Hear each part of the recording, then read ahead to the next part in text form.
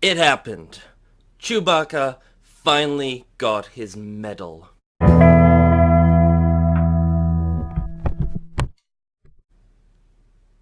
Hello and welcome to another episode of Atomic Vinyl Reviews. My name is Jacob and today we are talking about the Rise of Skywalker, the ninth film in the Star Wars saga. Why, I do not know, but we have over nine of these films. Those are the side films. I'm not even talking about, not talking about the TV shows or the other material. There's a lot of Star Wars out there. Okay, so where to bloody well begin? So this film is the conclusion of the Disney Star Wars trilogy. A very divisive trilogy of sequel movies to the original trilogy of Star Wars, not to be confused with the prequel trilogy. And oh man, I don't even know where to begin with this one. Uh, yeah, let's just talk about my thoughts on the previous two films, just to kind of get us warmed up before we start talking about this movie. So we have the original trilogy, which are three of the best films ever. I bloody well love them. Just pure classics, simple stories built on great characters that were just like lightning caught in a bottle. Then we have the prequel trilogies, which happened before those in the time of the films, but were filmed afterwards. And those films are a bit of a mixed bag. I still love them for what they are, especially Revenge of the Sith. I'm actually a big fan of that one. The other two, yeah, you could take them or leave them. They have some pretty cool moments in them too, but yeah, there is criticism for those films for a reason. And so, out of nowhere, Disney buys up Star Wars because, of course, they do. And then we get what was the first one? See, there's so many titles now to remember. I don't even remember what the first one they made was. The first one directed by J.J. Abrams of this new trilogy. Um, not The Last Jedi. We'll get into that. The one before that. So that one comes out, and I actually really liked it. It was by the numbers and just basically a soft reboot of the series as a sequel. Harrison Ford came back. We got some new characters, which seemed to be pretty interesting and good. They looked like they had a lot of potential and all that sort of stuff. And I was excited. I was really excited to see what they would do with the next one. Then The Last Jedi came out, and very, very mixed bag. Like, I'll get into this more when we're talking about this film, but because it is very relevant. But uh, The Last Jedi is it tries to new things, and I admire it for that. It's a beautiful cinematography, really good pacing and stuff like that. The story was convoluted and dumb, and it some of the stuff they tried to do, while on paper could have been interesting had it have been fleshed out a bit more. It was just such a such a it felt convoluted, and when you really think about any of it, it was just a stupid movie, and it really did some really bad treatment of Luke Skywalker's character in that one. And by the way, this review is going to be spoiler filled, in case you are wondering, just going later on.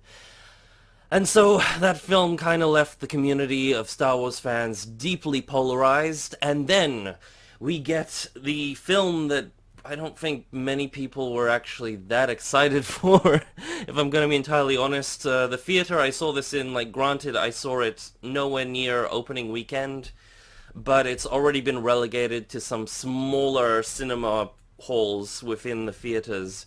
It's no longer like in the big prestigious fancy ones. I don't know what's playing in those at the moment, but yeah, the Star Wars films, they just kind of push them aside now. So we get the big finale to all these three trilogies with the Rise of Skywalker. And to sum up my thoughts about this film in two words is they tried. Oh man, so I don't know. My thoughts about Disney Star Wars as a whole have really been just like, this is so pointless. And after seeing the Rise of the Rise of Skywalker, and combined with the the feelings I had from the last two films. It really just feels like this series is just really high budget fan fiction. These films didn't need to exist, and they don't really add anything. And the stuff they do add oftentimes is stupid, and it takes away from the original series.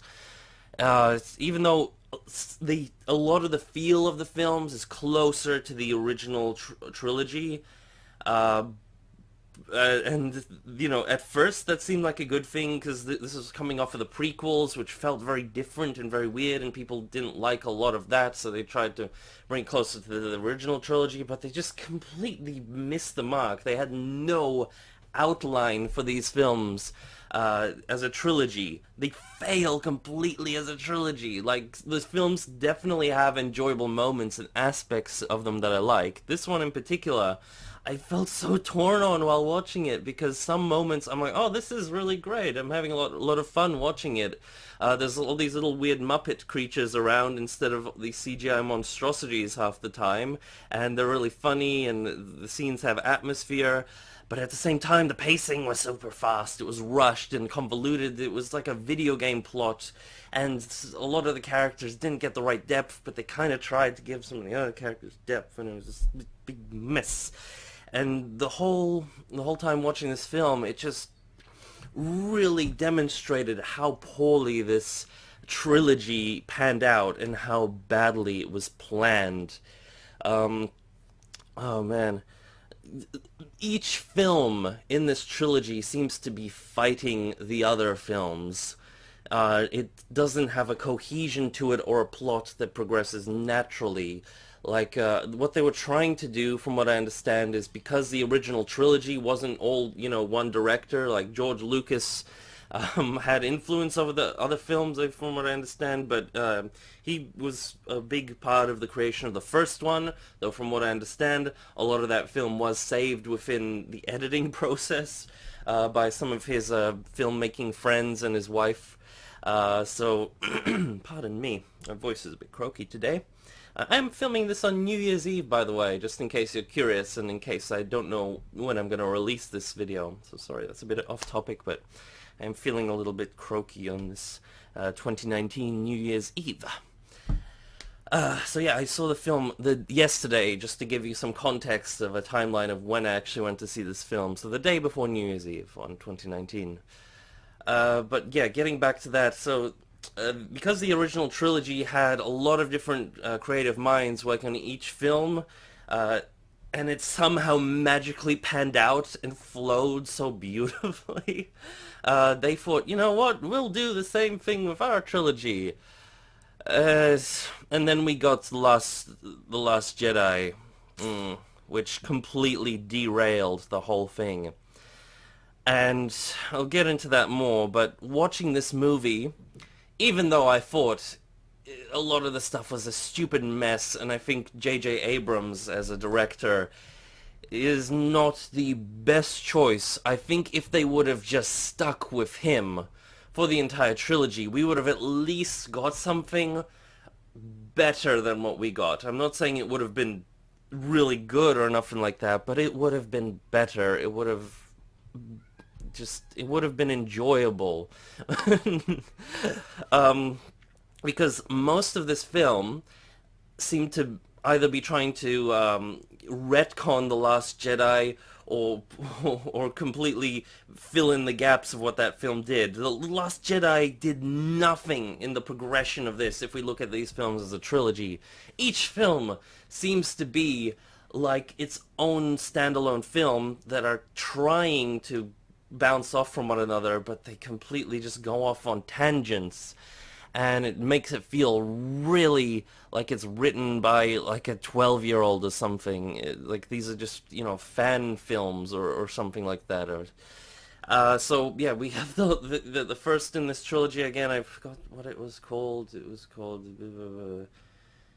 The Force Awakens. Gotcha. The Force Awakens. I liked The Force Awakens. It was unneeded, pointless, and it has a lot of plot holes.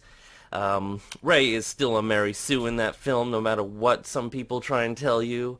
But it was it was nostalgic and fun and just enjoyable, and it did what any mediocre Disney film should do, and it's just to pass the time and make you feel happy and good inside.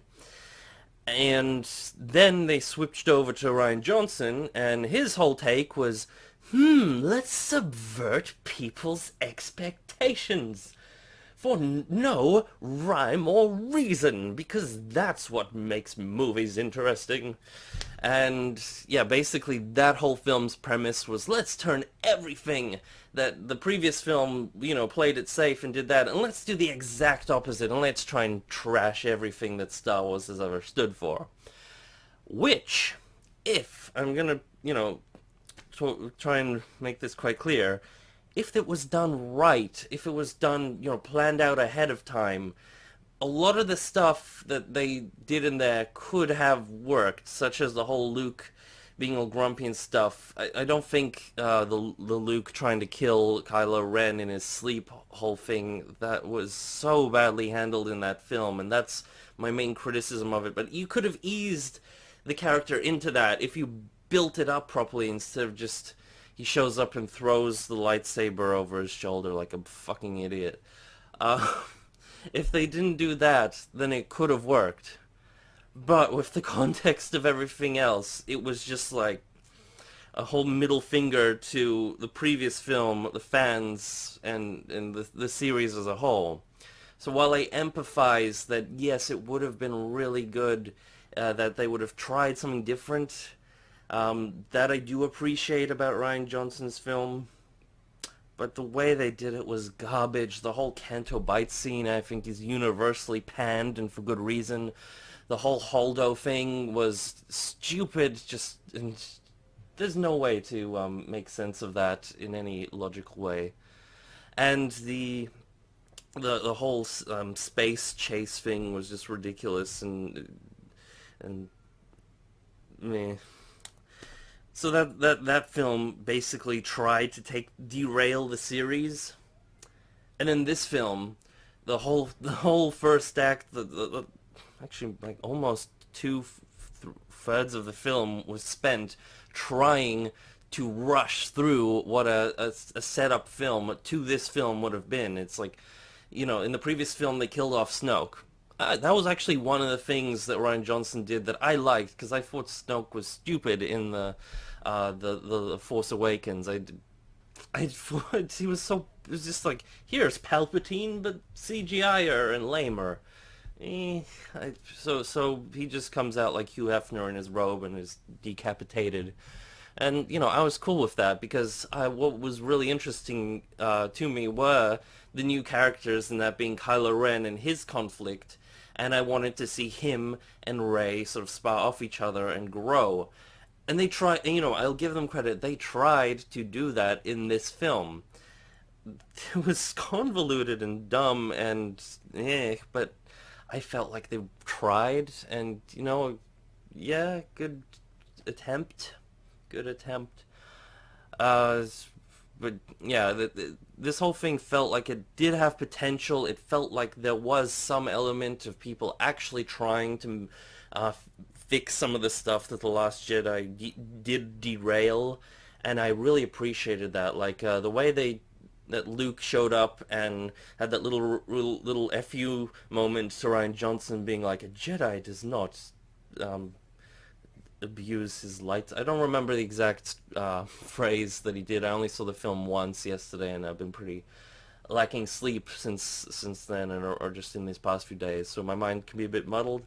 But I really love that moment where Luke's Force Ghost showed up, and saved the lightsaber and brought up his X-wing. I think it's absolutely ridiculous that the X-wing can fly, because God only knows how long that thing has been in the ocean.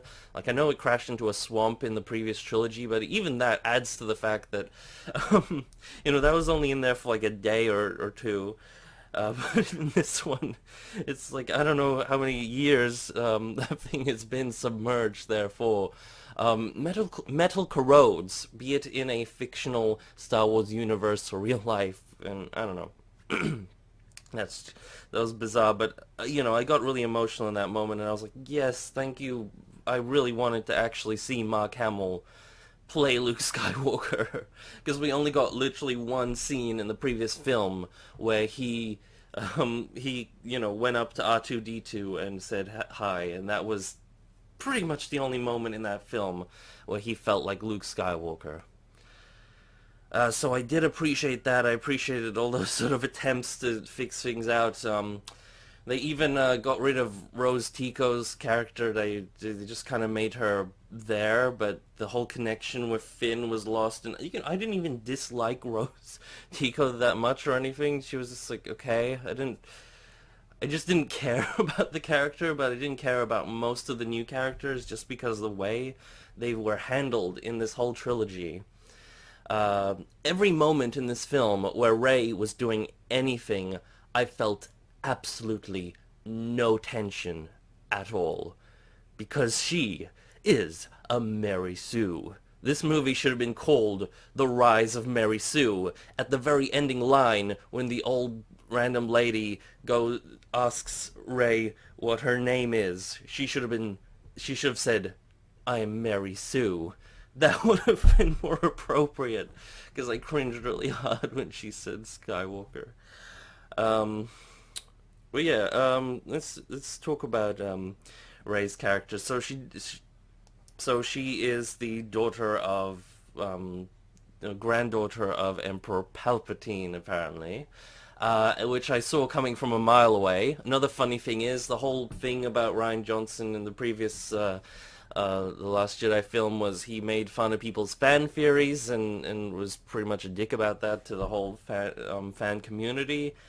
Uh, this film is essentially built out of every single fan theory, so all the twists that they pulled out of nowhere, I saw coming from a mile away. This film felt really predictable in everything that happened.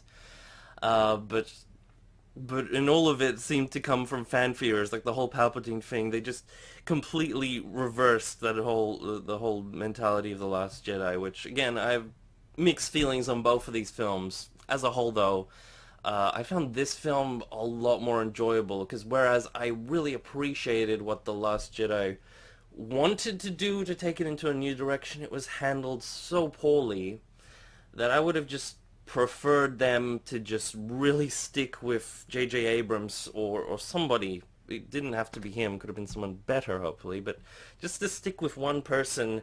And even if the series was hollow and mediocre, at least it wouldn't have been so... Like, at least it wouldn't have trashed all over the previous series. Now, it kind of does in bringing Palpatine back, and what else were they supposed to do, really? They were kind of written into a corner, but I think they could have really built this film off of Kylo Ren and Rey's conflict. I think that would have been a preferable way to go, especially considering how they handled Palpatine, because I am a huge fan of Emperor Palpatine. He's like one of my all-time favorite characters from Star Wars. Particularly for his over-the-top campiness. There's a video online that talks about the art of camp and Palpatine, and if you go search that up, it is a brilliant video that basically exemplifies why I love the character. And so I was really, like, pretty much my main reason for seeing this film, because I was just so over the whole series after The Last Jedi, was just I wanted to see him chew the scenery. And I was actually somewhat disappointed, which really breaks my heart to say, with how it went. Like, for some reason, like, he looked very different. Like, not very different, but they only shot him, like, really dark scenery with, like, some strobe lights around. It was a bit unnecessary, and they made his voice, like, a lot deeper and croakier, which... Fair enough. It has been some years since he was blown up in the Death Star. Don't even get me started on why he's still alive. I think some people say, oh, he was... The original Palpatine was just a clone, or this guy's a clone of that guy, or something. I think just them being a clone is just a really lame response, but so is their other reason, which is just like, well, the dark side has mysterious ways of the Force that some consider to be unnatural or something like that. And so that was kind of their like little line they slipped in there to kind of explain why he was still alive. Just also the whole thing about Rey being able to use healing, so I guess that's something to do with this Palpatine-esque power to not die, maybe, because she is descended from him, so that's kind of their excuse for why she's such a big Mary Sue. Um, and it kind of annoyed me because in this film they both tried to make her character go through more struggles and tried to give her some sort of inner turmoil and all this sort of stuff, but they also just hammed up the Mary Sue-ness up to full. They're not even pretending anymore. They're just, yeah, she can do anything, and that's why the tension was so lost whenever she was doing whatever. Um, I'm going off track, but to be fair, this movie goes off track a whole bunch, so it is really hard to talk about it in any cohesive manner. Um, Palpatine. I was talking about something else before then, but we'll come back to whatever that was.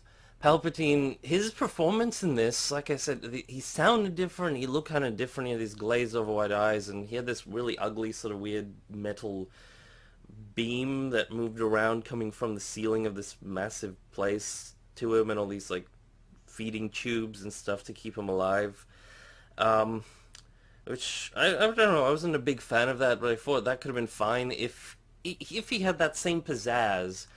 His performance in this felt generic. It didn't quite feel like Ian McDermott was, having as much fun with this role as I think he should and could have. Like, so I know one of the things that people could say about that is it wouldn't really have fit with the tone of the film. I think it would have fit with the tone of the film. I think it would have been really fantastic if he brought more of that really cheesy, up, just loving being evil kind of vibe to this. Instead, it was played off really kind of overly serious, and that didn't really work for me. And that was probably the most disappointing thing about this film, just for me personally, because that was the one thing that actually got me excited to go and watch this film, because my expectations for the rest of the film were so low that that this was the one thing, and I was let down by it. So take that how you will, but yeah, his performance was still good, of course. I mean, the man can act. Like it was unsettling and creepy and disgusting, but he just kind of came out of nowhere. He was just there, and it was just. Uh, I got some other notes. What else did I want to talk about in this film?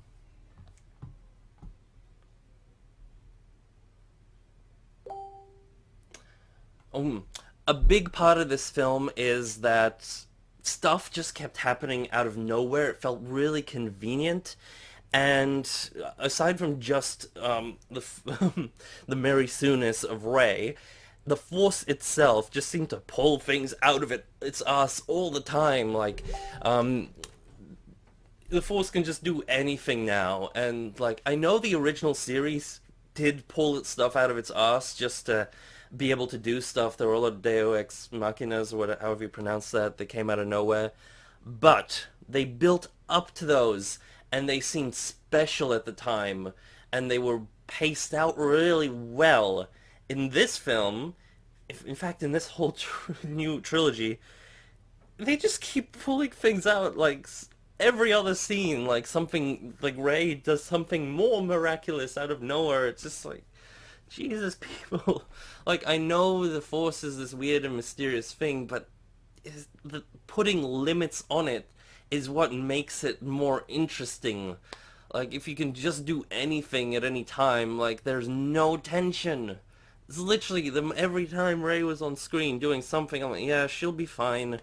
Like, there was this moment where Rey, the lady who lived on a desert planet her whole life and has never seen so much water, just goes out on a boat in this powerful ocean, this little dinghy to try and get to this MacGuffin from the crashed Death Star that should have been atomized from the original trilogy. But no, it's all good. It's still there. So yeah, she goes out on this boat, and they're all freaking out, like, no, she's gonna die, and I'm like, she's Rey. Nothing will kill Rey. She can do anything. There's no tension. The only time there was tension is like when they seem to have like original series characters, because this series is just brutal to them. Like whenever an original series character was on screen, like when we knew something was up with C-3PO from uh, the the the trailers, and I really enjoyed C-3PO in this film. He was pointless. Like it was dumb what they did with him and how he couldn't translate the sword Sith writing. I mean, that was just like stupid video game plotline right there. Uh, but just him being around and his personality was great. I really loved that, and I felt like R2 was completely sidelined in this trilogy. Like they could have, like, R2 was a fully dimensional character in my mind from the original trilogy. That little bleep blop blue white robot had a personality. He contributed to the plot and the actions, and he had free will and all this shit, and he had chemistry with the other characters.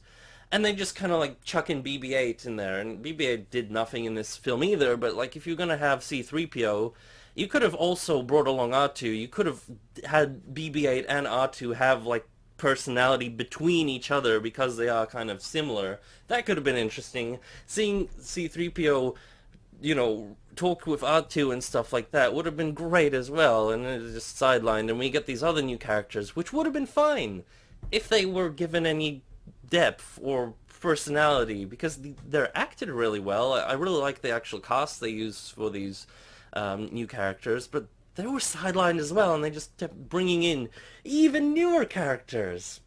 And like I was talking about, the only tension was there when there were characters from the original trilogy. It was kind of this vague tension because on the one hand, they weren't really going to kill off Chewbacca when he blew up.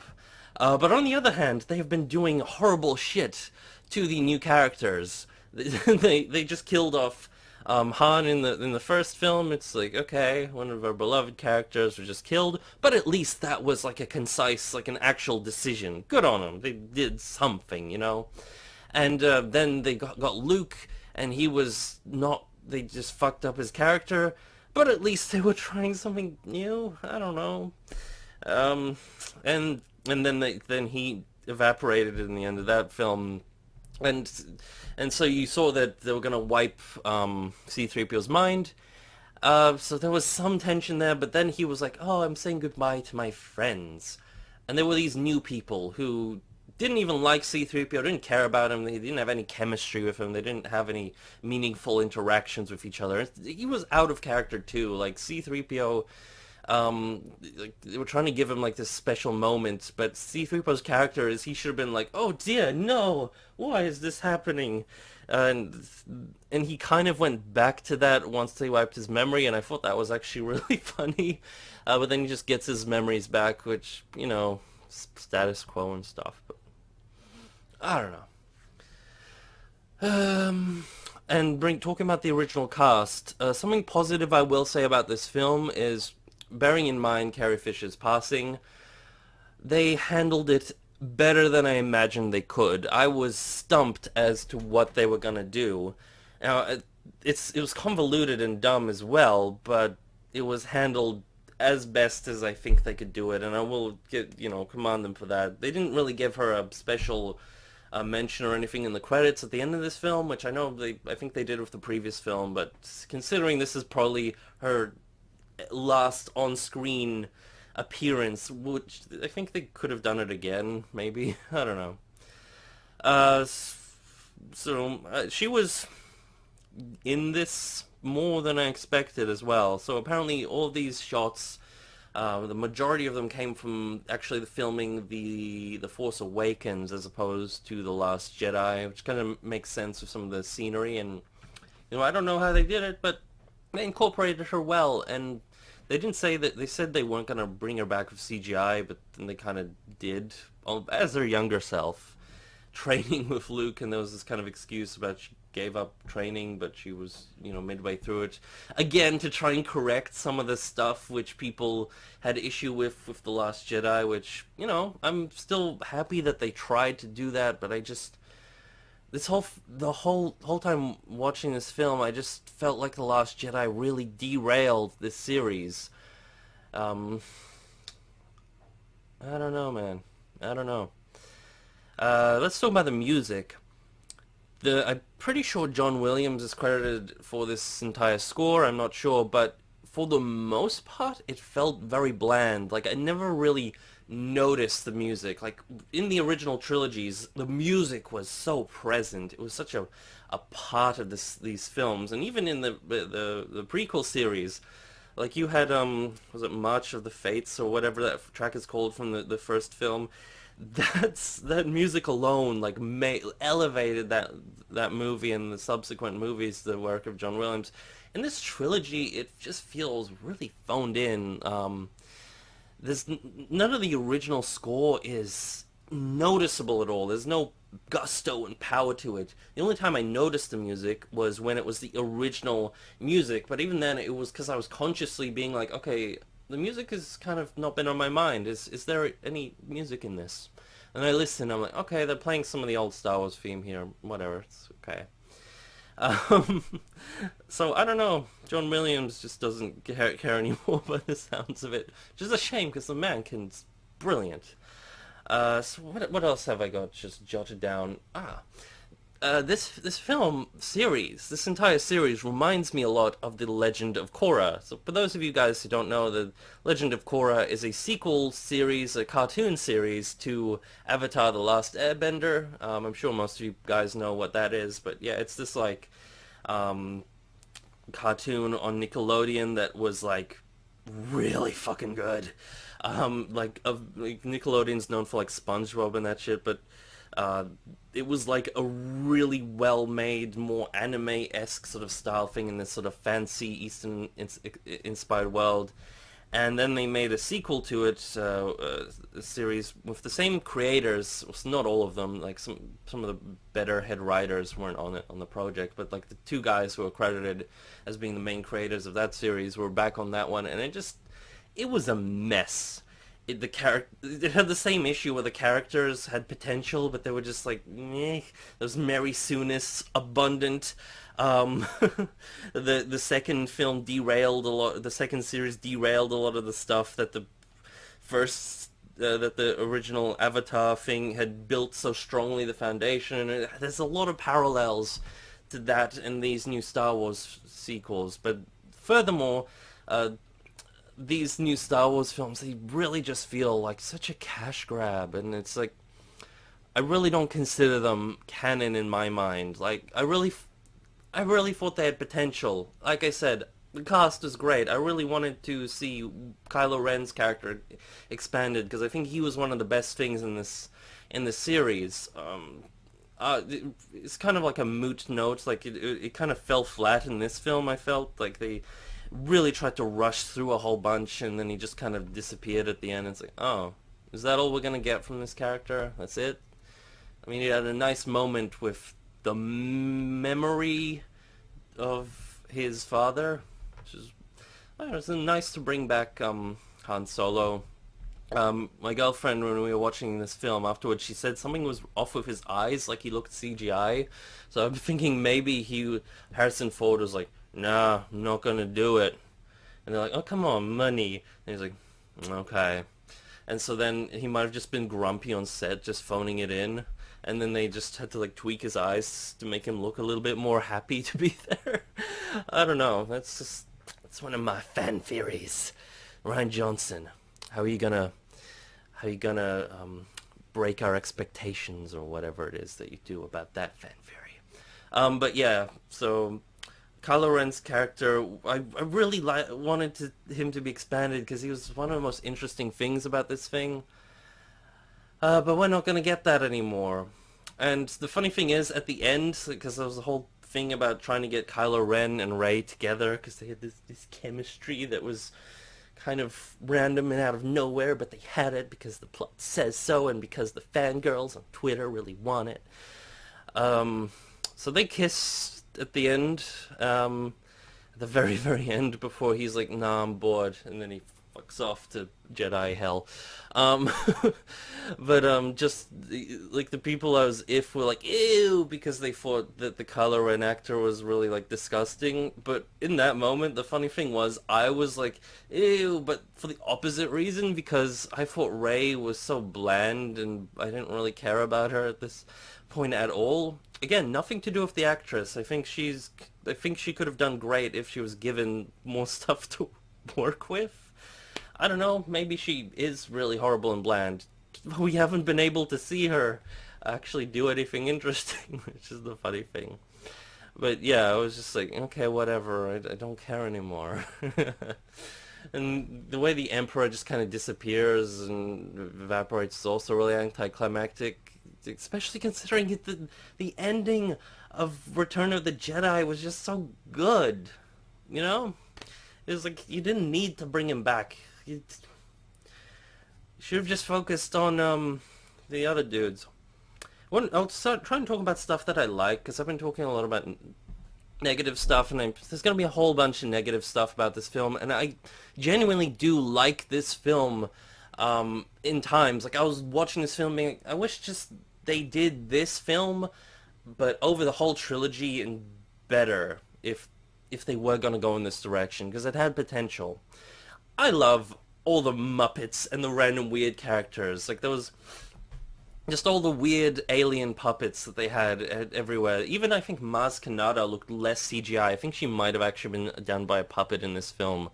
So, yeah, thank you, because she was fucking stupid as a, like, I don't know why she was even in these films, but she was dumb as a CGI character and just better as an actual puppet. And I love the like little whizzy electrician thing, happy dude that tries to wipe C-3PO's mind. And that moment where C-3PO goes all dark and crazy when he's translating the Sith thing, even though I think the whole concept that he's not allowed to translate Sith, even though it's built into his like memory and stuff, so he can translate it, but he just can't say it out loud, is dumb. Anyone who knows anything about like actual electronics could probably tell you that there's probably ways to just plug a USB into him with some other gadget and try and take that decoded knowledge out of his mind another way. But that aside, um, so I really love the actual environments. For the most part, were pretty good. The cinematography was pretty good. I hate The Last Jedi. I think you guys can tell, but I will admit that film had better cinematography than this one. So whoever did if it was Rian Johnson's influence on that, then I commend him. But the whole story thing, stay away from that, dude. You don't know what the fuck you're doing. J.J. Abrams doesn't either, but he tried. Oh, man. Oh, dear God. Yeah, there really used to be a time where Star Wars was special. Like, I remember when I was very young now, as a kid, going to see Revenge of the Sith in the cinemas, and it was like, it was so awesome. I had so much fun with that film, and even just seeing the Force Awakens, even that one, I had a blast seeing it in cinemas. But now with all these spin-off films they're making, and just the quality of this series, it is such a mess. Yeah, these Star Wars films are a mess. They're not a beautiful mess like some people may say about certain films and stuff like that. I've heard people call the Rogue One a beautiful mess. Uh, I think it's an okay mess. If we're gonna talk about that film, but Star Wars films, no one cares anymore.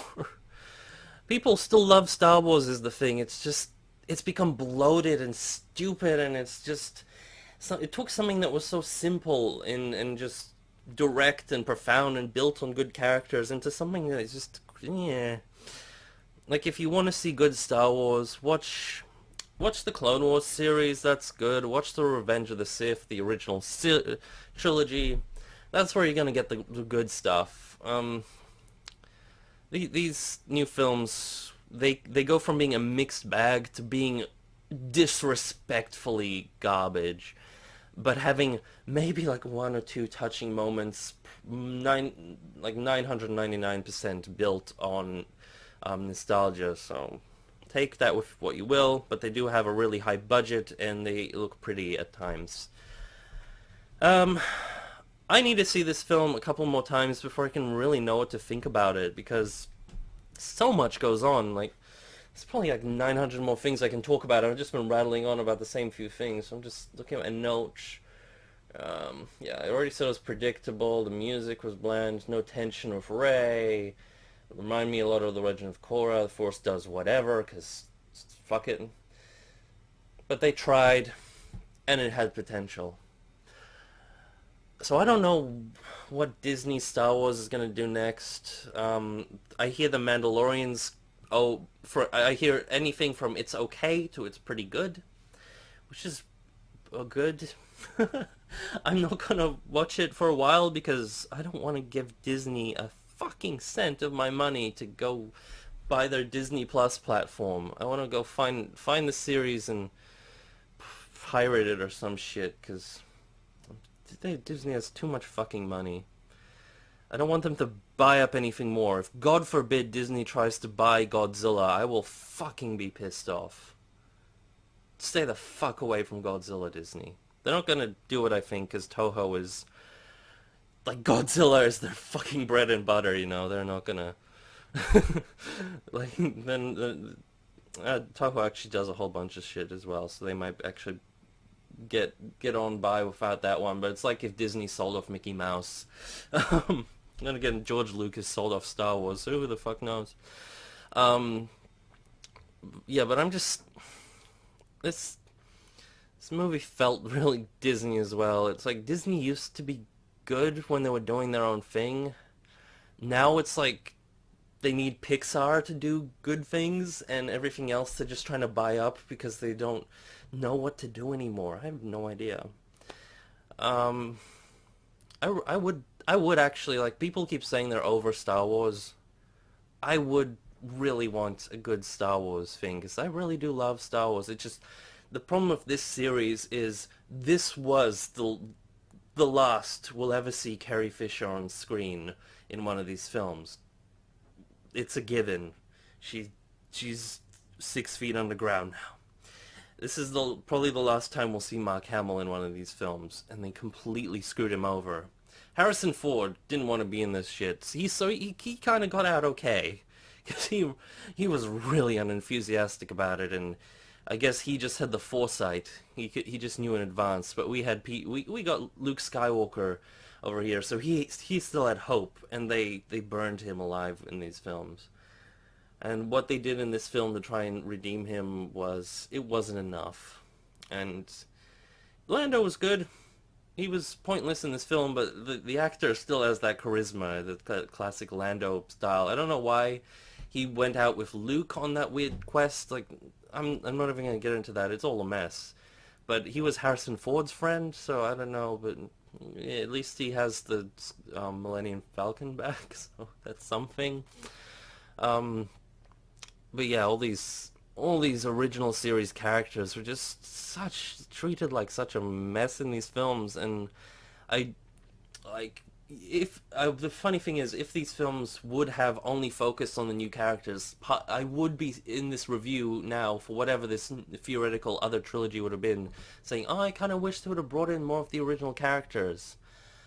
But on the other hand, it's like it's kind of got to be one or the other. Like they could have probably done it okay mixing in the two, but not with the writers they had, not with the people at the helm, not with fucking Kathleen Kennedy and her identity politics stuff, and definitely not with Ryan Johnson and all this stuff.